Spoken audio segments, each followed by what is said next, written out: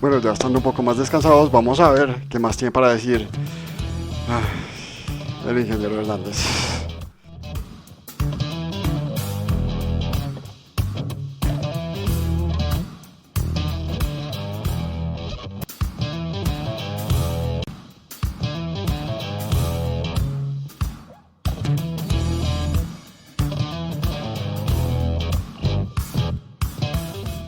Entonces, si es enfermo, usted no le puede dar plomo. Usted tiene que meterlo a los circuitos de salud y aplicarle por cuenta del Estado la cocaína de acuerdo medicada. Ese día la cocaína queda valiendo cero. Cero. Entonces se acaba el narcotráfico. Así de fácil es aplicando las leyes capitalistas, Juan Diego. No, no es así de fácil y el narcotráfico no se va a acabar así porque obviamente todavía habrá gente que va a seguir queriendo consumir la cocaína porque ese es un producto también de ocio y entretenimiento y placer. Así que no, creo que voy a saltar toda esta parte del narcotráfico porque claramente el señor pues ha demostrado repetidamente que no tiene mucha idea de lo que está hablando. Vamos a ver qué más tiene que decir sobre otros temas. Ya que menciona usted a su alcaldía, usted que usted ha sido merecedor de muchos memes, ¿no? Es consciente de eso, ¿cierto? Déjeme mostrarle un meme y quiero oír su opinión sobre eso porque este es un episodio que sin duda marcó también un antes y un después, no en el desarrollo de su administración como tal, sino en su ejercicio político y como mandatario. Mire, ¿lo alcanza a ver bien? Claro. Sí. Sí, pues no falta decirlo, ¿no? El señor Hernández se hizo famoso, no tanto por su gestión, que tal vez no pudo haber sido mala, seguramente hay cosas que hizo que fueron muy buenas y él retiene el reconocimiento de gran parte de Bucaramanga, así que él hizo una buena gestión, pero pues él se hizo famoso no por eso, sino por que le puso la mano a un concejal. A diferencia de los otros candidatos presidenciales, que pues obviamente sí se hicieron famosos por algo relacionado con su carrera. Eso no podía faltar, no falta en ninguna parte. El meme de Hernández pegándole al concejal. Nunca se pudo hacer eso. Se tiraron a Bucaramanga porque hoy, sigue el lío, ¿no? 5 años después, sigue el lío en la basura. Sigue el lío. Sigue el lío. Y yo estoy convencido que la única salida que hay es esa: convertir la basura en combustible. Eso fue lo que pasó. Me abrieron denuncio penal. Penal. No solamente ese, me metieron 200. Todavía tengo 38. Ahorita en noviembre me van a llamar otra vez. Pues yo quiero que me llamen. No me robé un peso. Antes, al contrario, la platica que me pagó la ciudadanía como sueldo, se la apliqué a los diferentes. Por eso es que estoy aquí, Juan Diego. Bueno, aquí vale la pena hacer la aclaración sobre un tema. Pues antes de esto, Rodolfo Hernández estaba hablando sobre el tema de las basuras que hubo en Bucaramanga, que un concejal y su ex aliado, el alcalde anterior, al que él ayudó, pues estaban como confabulándose ahí, explica él, para pues enlodarme el tema de las basuras y pues también explica cómo es que funciona esta idea que tenía él, que ya es un tema mucho más técnico, y es mucho más propio de su rama, sobre el cual no me puedo expresar yo, sobre cómo se convierte la basura en energía y pues cómo era eso lo que él quería hacer, que pues de poderse hacer sería una idea buenísima. Eso es, pues de la manera como yo lo veo, sería bastante atractivo. ¿Cuál es la aclaración ahí? Que él dice que me investiguen, yo no me robé un peso. Esto es importante dejarlo claro. No todos los delitos son por robo, no todas las denuncias que un funcionario público tiene ante fiscalía y mucho menos ante procuraduría son por robarse la plata. O sea, usted puede cometer un delito sin robarse la plata, sí. Ejemplo clásico, celebración indebida de contratos. Usted pudo haberse no robado un peso si celebró un contrato sin cumplir con los requisitos o celebró a alguien sin cumplir con los requisitos, igual hay una responsabilidad penal y usted no se robó un peso igual. De la misma manera, o sea, para ponerlo en un ejemplo, una forma más trágica, por ejemplo, lo que pasó con Kiko Gómez en La Guajira, pues que el tipo mandó a matar aparentemente o presuntamente mandó a matar a un periodista y a un rival político y no sé qué. Entonces no hay robo, ahí lo que hay es un asesinato. y obviamente al tipo pues lo condenaron, hasta donde tengo entendido, por su presunta participación en estos homicidios. Eso no tiene nada que ver con robarse o no robarse la plata. Entonces, digamos, la argumentación ahí pues es medio falaz, y eso lo utilizan muchísimo los políticos para decir, no, es que yo me robé un peso, no, es que no se tuvo que robar un peso.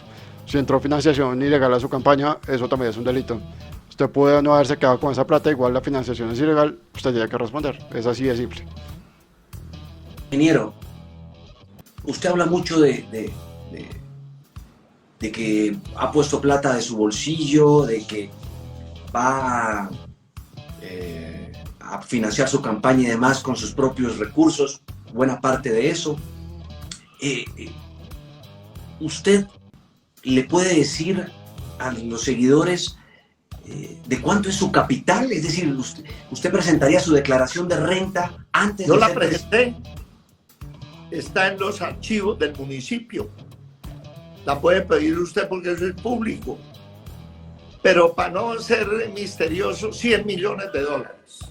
¿Ese es su capital? Sí, 100 millones de dólares. sí. Pues está bien. Eso, por ejemplo, es un ejercicio de transparencia. Saber que su capital es de 100 millones de dólares, y si eso está soportado sobre todo por su declaración de renta, pues es un ejercicio de transparencia bastante loable, por decirlo más. No debería ser tan relevante, pero es que en este país ha pasado que la gente los políticos estos suelen ocultar su capital, resultan siendo millonarios y nadie se enteró.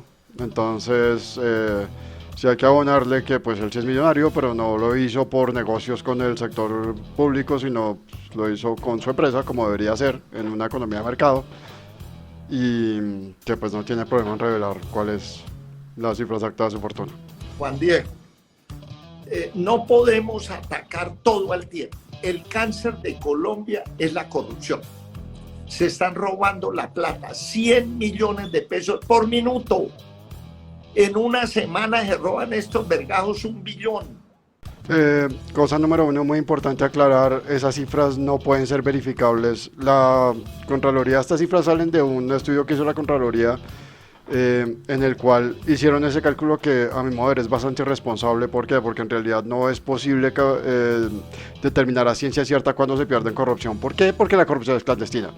O sea, si básicamente la idea de la corrupción es saltarse las reglas para quedarse con más plata, y obviamente eso se tiene que hacer escondiéndolo todo. Entonces, pues por la misma lógica de la actividad, saber exactamente cuánto se roban es muy difícil.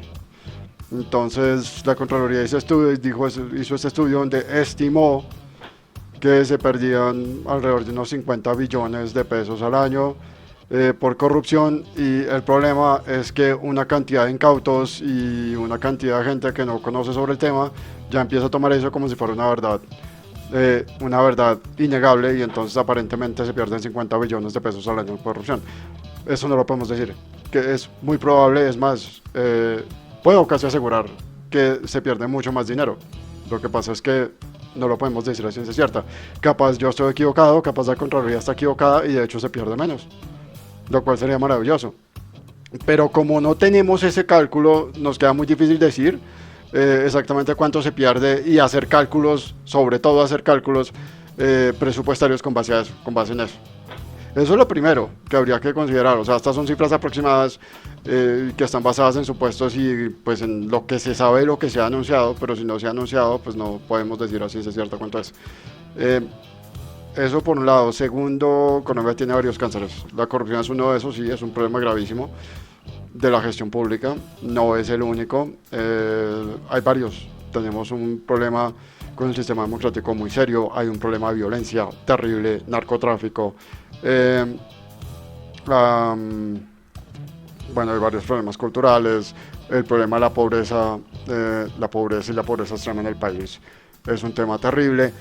No todos están ligados. Creo que a lo que quiere ir él es prácticamente a sacar este discurso, que es bastante simplista, de decir que todos estos problemas están ligados a la corrupción, que si usted acaba con la corrupción acaba con todos los demás problemas. No funciona así, pero pues esperemos a ver qué es lo que tiene que hacer. en 55 semanas 55 billones.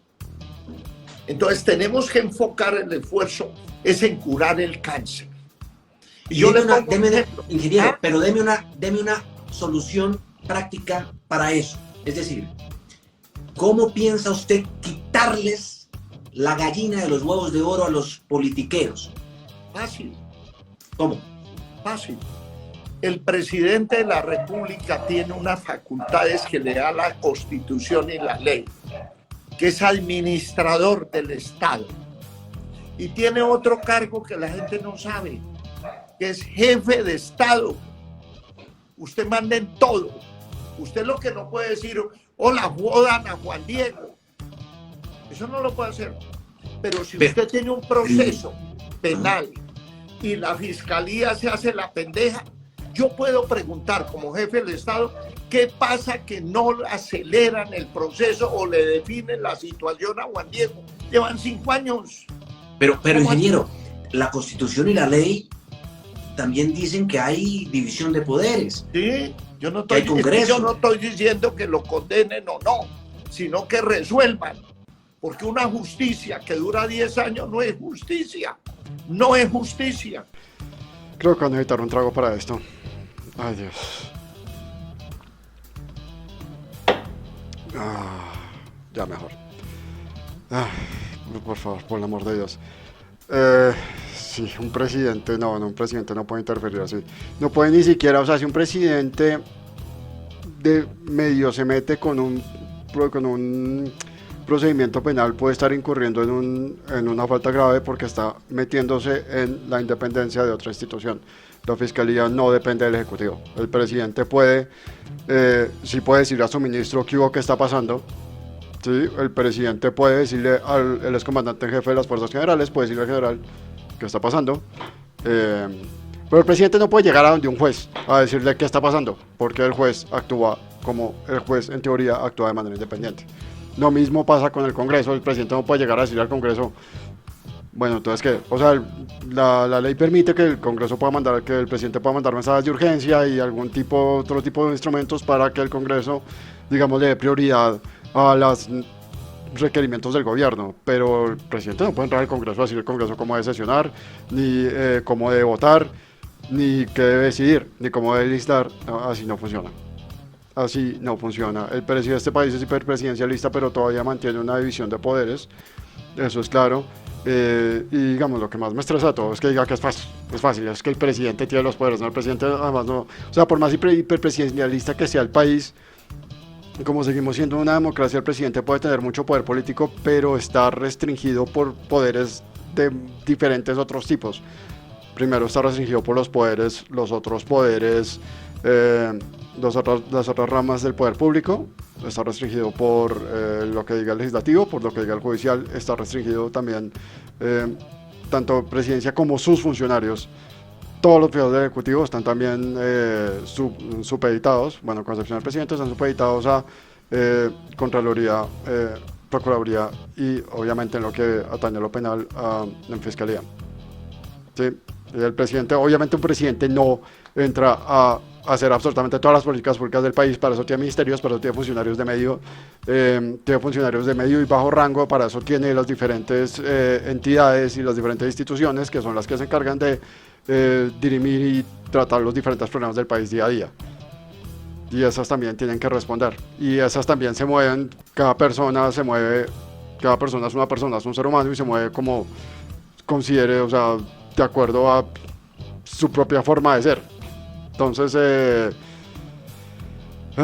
Dios, no es fácil. No es nada fácil. Eso no de fácil no tiene absolutamente nada.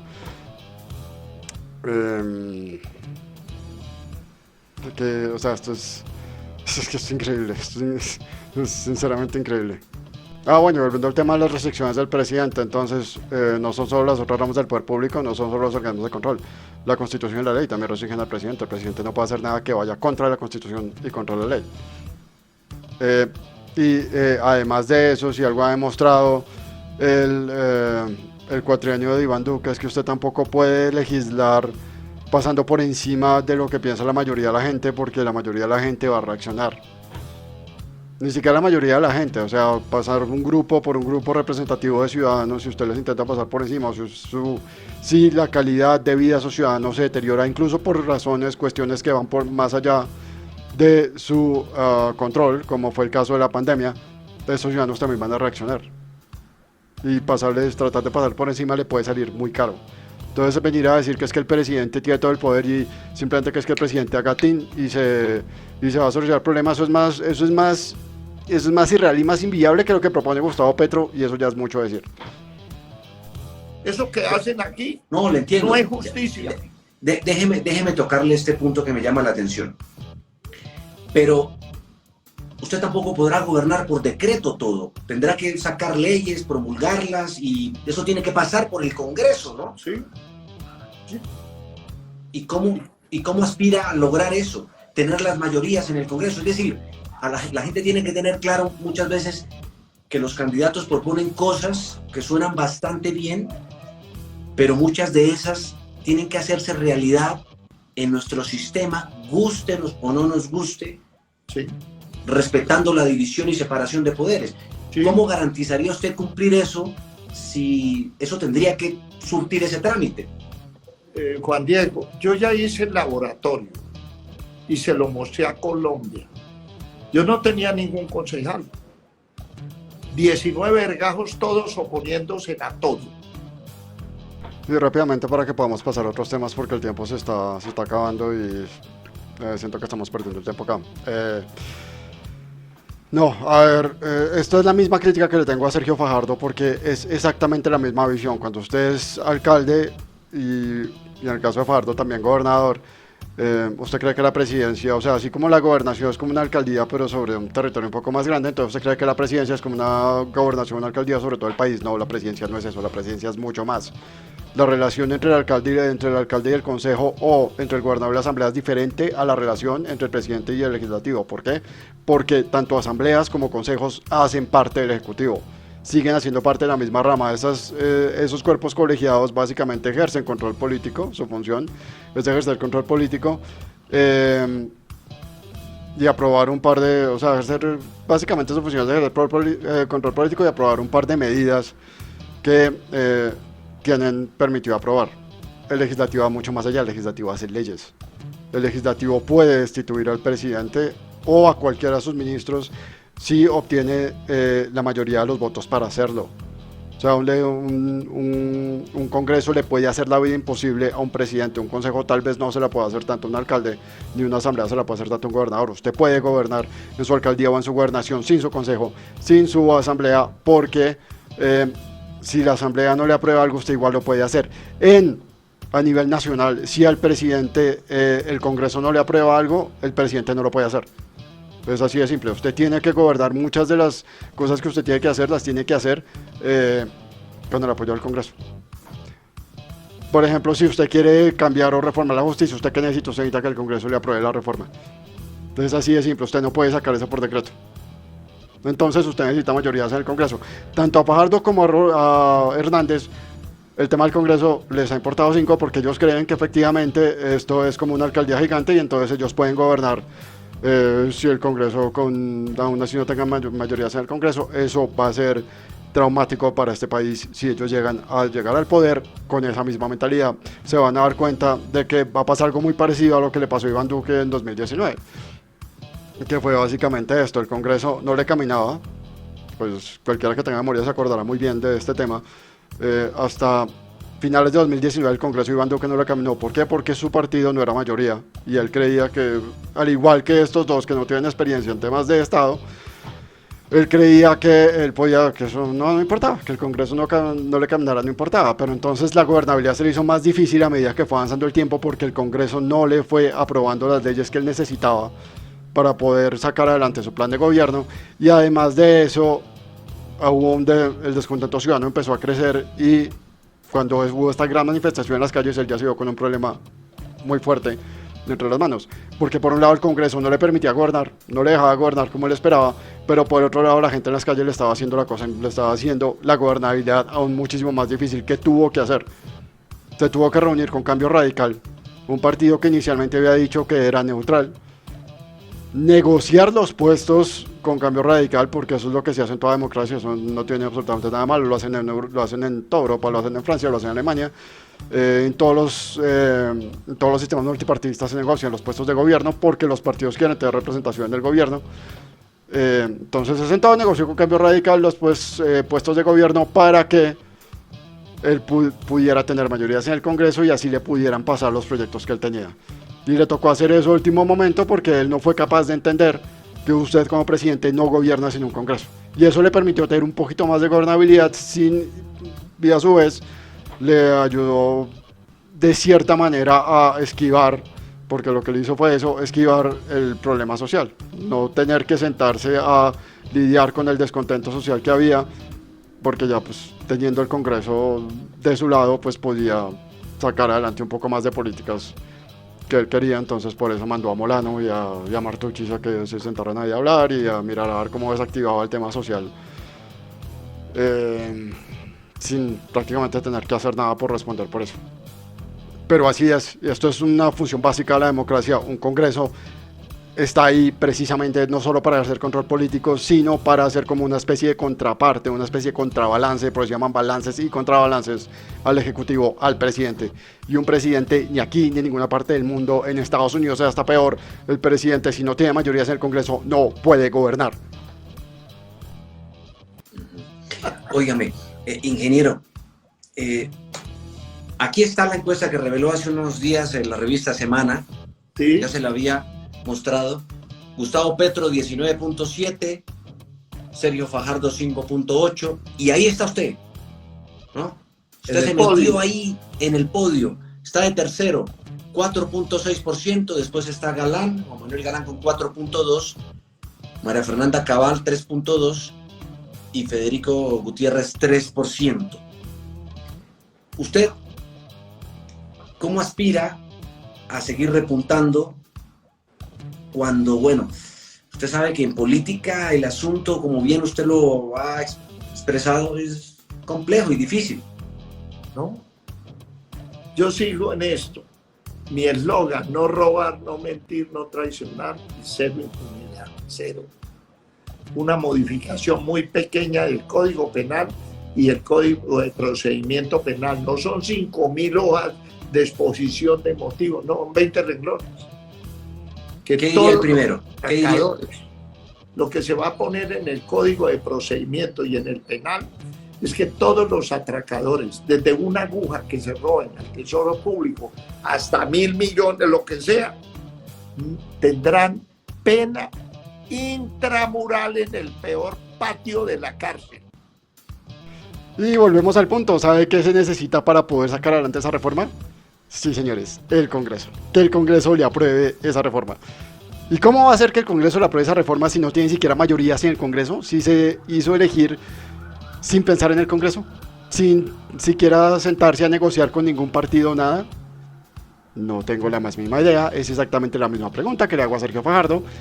¿Qué es lo que están pensando de la vida? ¿Cómo están pensando que va a ser su presidencia? Porque eso va a ser un desastre. Al fin de cuentas, los corruptos de siempre se van a acercar y le van a decir, no solo van a pedir, no solo los cambios, los puestos en el Ejecutivo para que ellos puedan tener representación en el gobierno, sino que obviamente prebendas que le van a permitir seguir con su relación clientelar en lugar de acabar con la corrupción. Lo único que va a hacer es ahondarla, pues porque para sacar adelante un proyecto de esos pues le va a tocar negociar. Le va a tocar negociar con los corruptos, como no lo hace desde antes, como eso lo va a agarrar totalmente desprevenido en su debido momento, pues ya no va a tener nada que hacer, le va a tocar sentarse a hablar con los tipos, a ver qué quieren los tipos para aprobarle el proyecto. Y los tipos le van a pedir hasta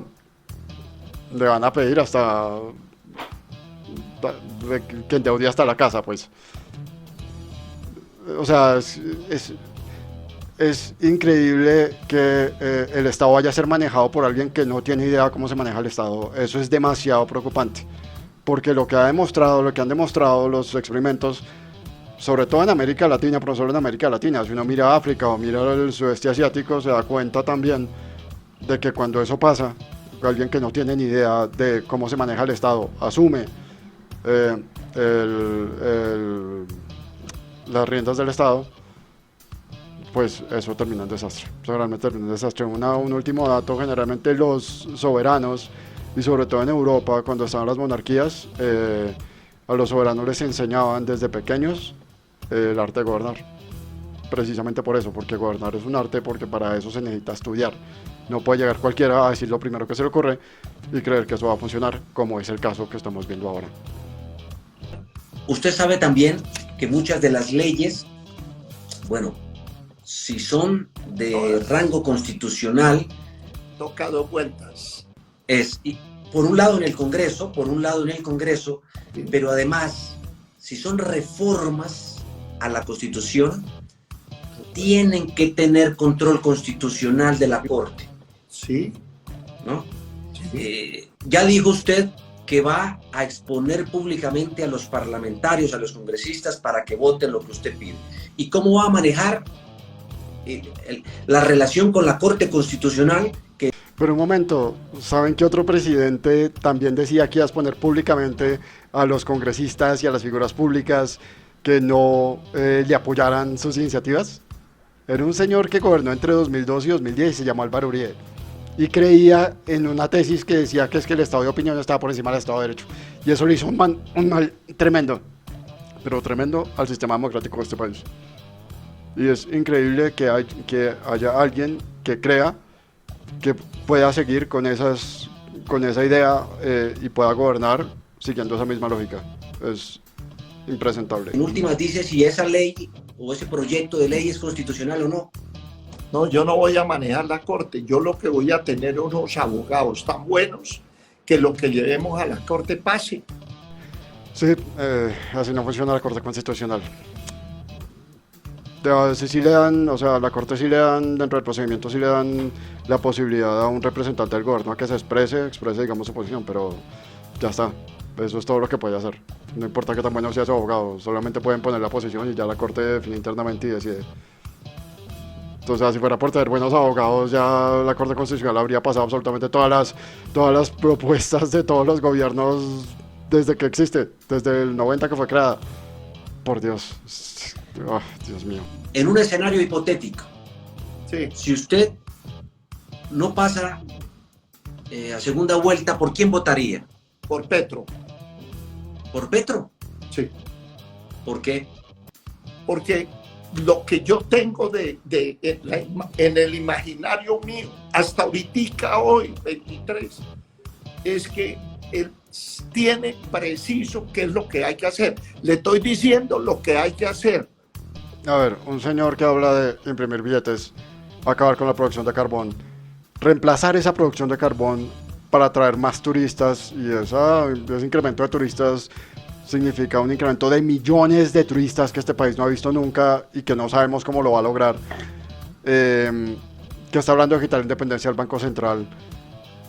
Que habla de llenar de impuestos a los 4.000 más ricos, que habla de extinguir el dominio de los grandes poseedores de este país para dárselos a pequeñas cooperativas, así como así. O sea, básicamente saltándose hasta un artículo de la Constitución, el 59, si mal no recuerdo. Es el que sabe lo que hay que hacer. Sí, y básicamente eso que está proponiendo el señor Petro se parece mucho a lo que lleva hora y media no diciendo, porque él no ha dicho nada de eso, por lo menos en lo que se ha visto en entrevista. O sea, quisiera uno entender en dónde tiene este señor la cabeza, porque la verdad que no lo entiendo. No lo entiendo. No sé si lo haga. Ahora, usted no me ha puesto contra qué contrincante. ¿Contra quién? Perdón. Petro, ¿con quién? Yo no paso. Pasa Petro y pasa otro. Sí. ¿Cuál es el otro? Podría estar, qué sé yo. Bueno, entonces me tiene que decir contra quién es. Si bueno, Petro, pongámoslo en varios escenarios. Pasa Petro y pasa Fajardo. Por Fajardo. Primero nadie le puso varios escenarios, simplemente le preguntaron si no pasa en segunda vuelta por quién votaría, dijo Petro. Ahora él mismo dice no, pero Petro contra quién, como si de repente se le hubieran cruzado los cables y hubiera entendido que eso es lo que le preguntaron. Eso no fue lo que le preguntaron. Él está ahora haciendo como que una simulación en su cabeza, que vaya uno a saber dónde salió. No, es que Fajardo también pasó. Ah, no, listo, entonces ahora sí Fajardo. Nadie. El doctor Juan Manuel Galán, hicimos aquí un desayuno aquí. Cero, le dije, Juan Manuel es desde aquí a Bucaramanga, es un buen hombre, un buen tipo. Pero le dije cero, yo no quiero alianzas, porque es que yo parto de este principio, Juan Diego. Esos que están en la coalición de la esperanza, esos que están en la coalición del pacto histórico, son los mismos politiqueros que quebraron a Colombia. Parcialmente de acuerdo, pero voy a insistir en un tema, lo he dicho ya varias veces, pero es que él insiste con la cosa.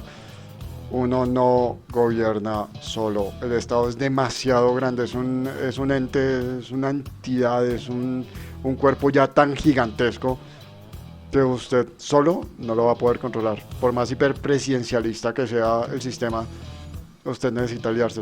Incluso si no fuera hiperpresidencialista, en todas las democracias del mundo hay poderes locales, hay poderes políticos con los cuales usted va a tener que tratar, gústele o no. Y tiene que sentarse o a llevárselos de enemigos o a llevárselos de amigos, pero estos tipos tienen la capacidad de bloquear de usted muchísimas cosas.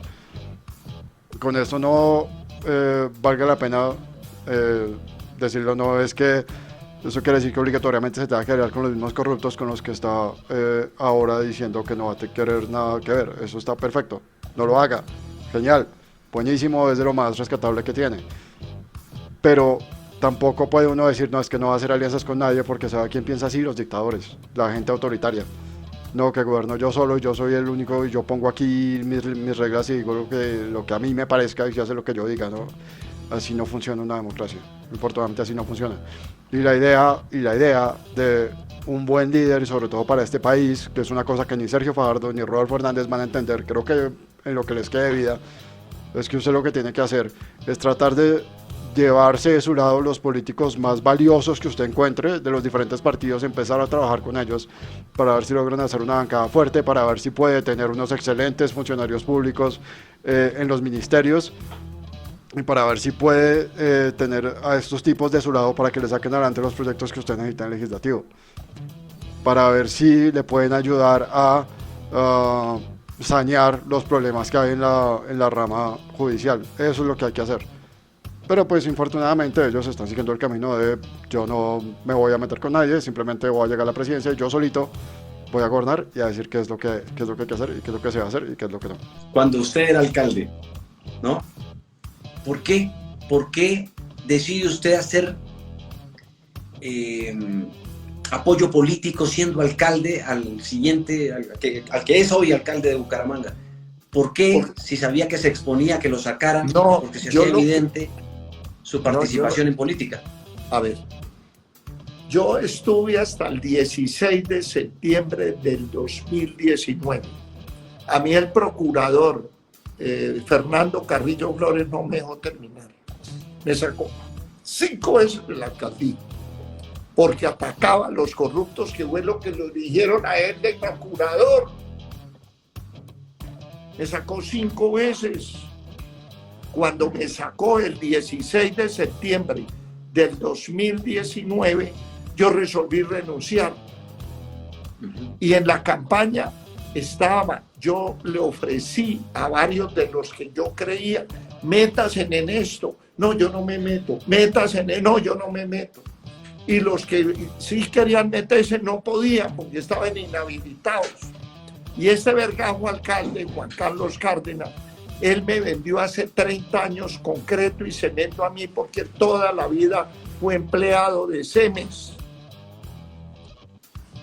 Y yo tenía un concepto de él, una empresa multinacional que trabajó, que era vicepresidente comercial, o yo no sé qué título le pusiera. Pues yo dije, pues ese es dentro de todos los que dicen que no y los que dicen que sí no pueden porque están impedidos, porque tienen negocios con el Estado, pues el mejor es este. Y yo lo que dije es que voten por el candidato de los ciudadanos. No, esa no es justificación para absolutamente nada. O sea, claramente si usted apoya a un candidato y este candidato resulta elegido y después resulta que es un fraude, usted tiene una responsabilidad política ahí. Eso pasa en absolutamente toda la vida política y toda la actividad política funciona así. Recordemos el caso del viceministro del señor Uribe que resultó involucrado en Odebrecht. Cuando lo capturan, Uribe salió a decir, no, pero es que a mí me pasó la hoja de vida, era una hoja de vida perfecta y me lo recomendó la señora de la Cámara de Comercio de Cartagena y por eso yo lo contraté. No importa, pues su viceministro firmó un contrato corrupto en su gobierno, usted lleva responsabilidad política por eso. Es así de simple. No puede salir después a decir, no, es que yo creía que fuera, entonces ¿para qué lo apoya? O sea, eso para un tipo que está diciendo que va a luchar contra la politiquería, es lo más politiquero o lo más tradicional de un politiquero que uno pueda escuchar. Que me están persiguiendo cuando le abren procesos y que no, pues yo lo apoyé, pero yo no sabía.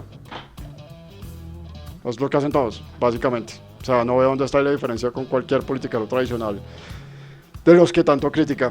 Eso por un lado. Segundo, hay que hacer una aclaración muy importante. Sí, es cierto que por la misma lógica de las IAS, de la Procuraduría, Contraloría y Fiscalía, muchas veces las actividades de estas entidades pueden tener un tinte medianamente político. Eso sí puede suceder y es probable que dependiendo de las ¿cómo decirlo?, gustos del procurador o del fiscal o del contralor, pues se procese tal vez a ciertos funcionarios o a ciertas personas y a otras se les dé un poco más de privilegios. Eso suele suceder, es un problema gravísimo, pero eso no quiere decir que las personas que sean procesadas necesariamente lo sean porque sean inocentes o porque simplemente es una persecución política. Todas las actuaciones, todas las condenas de las entidades de control tienen que tener un sustento jurídico y tienen que tener un sustento jurídico fuerte. Esto no funciona como que, no,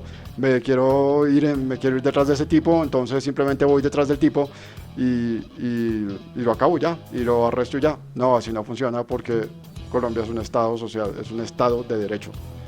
En un estado de derecho todas las acciones de cualquier entidad, de cualquier autoridad, tienen que tener un sustento jurídico fuerte y tienen que estar sometidas al debido proceso. A la persona se le da la oportunidad siempre de defenderse, así que venir a hablar mal de las instituciones es simplemente lo mismo que hace un politiquero como Álvaro Uribe o como Gustavo Petro, de venir a socavarlas porque no están haciendo lo que a mí me conviene que hagan. Y eso está mal, eso está muy mal. De hecho, ¿usted quisiera volver a un museo, la Casa de Nariño, y no irse a vivir allá? No, yo ya compré un apartamento para irme a vivir.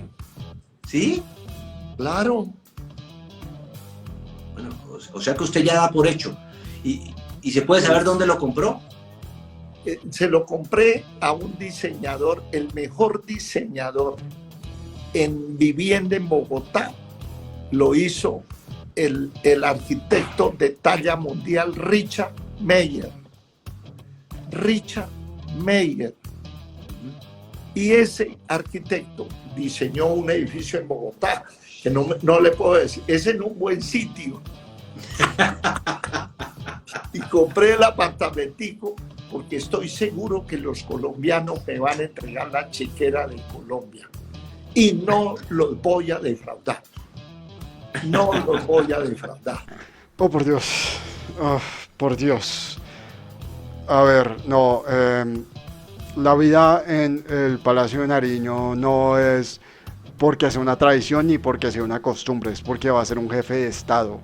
Como jefe de Estado, primero no puede estar metido, digamos, en medio de la bulla de la ciudad, porque eso le quita objetividad a las decisiones que usted vaya a tomar, que son decisiones trascendentales para 50 millones de personas. Entonces, por eso es que usted vive más o menos aislado en esa casa para que pueda pensar con muchísima más claridad. Por un lado, pero por el otro lado estamos hablando de un país tremendamente inseguro, un país tremendamente violento, donde hay unos actores antiinstitucionales que estarían felices de ver un logro propio si llegan a derribar a un jefe, a una cabeza de Estado. Y resulta que ahora la cabeza de Estado se les va a poner como patito pues de tiro en un apartamento sobre el cual la vigilancia y la seguridad es mucho más difícil de mantener. Porque en Palacio es las mismas fuerzas de seguridad pueden, en dado caso, cerrar las vías aledañas de tal manera que sea prácticamente imposible, incluso desde larga distancia, poder acercarse de alguna manera al jefe de Estado, desde un apartamento, no sé en dónde vaya a ser, si va a ser ahí mismo en el centro o en el norte, eh, no, eso no es posible y cualquiera, desde el vecino hasta el tipo que vive en el apartamento al frente, se le puede tener de alguna manera acceso a su vivienda. Así que no, eso no es para nada inteligente, no, definitivamente no. Bueno, ya con esto termino, espero que esto haya sido de alguna utilidad, que haya servido para aprender un poco, para tener un poco más de elementos a la hora de votar. Mi intención es tal vez mirar entrevistas así por el estilo con los otros candidatos para hacer el mismo tipo de comentarios. De una vez lo digo, ninguno es un estadista, ninguno es el superhombre que se quieren, como ellos quieren, digamos, hacer parecer que son. Y es importante tener eso en claro, entonces tal vez sea interesante poder ver cuáles son las debilidades y las fortalezas de lo que cada uno está proponiendo y de las ideas de cada uno. Y para que pues el próximo año cuando toque votar se tome la mejor decisión. Saludos y muchas gracias, nos vemos.